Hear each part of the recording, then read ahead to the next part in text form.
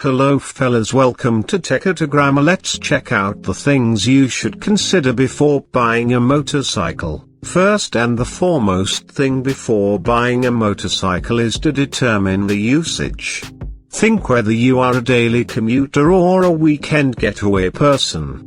You can be cruising on a highway or hustling through the traffic on the same day, so think about the usage. Next comes the budget. Fix a budget before searching. This will help you to sort the ones in your range. Here comes the most important parameter for Indians. Clearly, mileage comes at the cost of vehicle performance. Remember, mileage specified by the manufacturer is under test conditions. Real-time fuel efficiency may vary in accordance with riding style and condition, so choose a suitable economical one for you.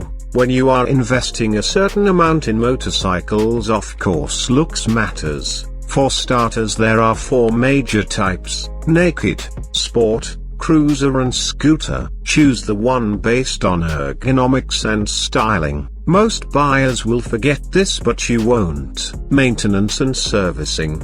The manufacturer you select should have an extensive network of sales and service with readily available of spare parts. Subscribe to see more videos like this.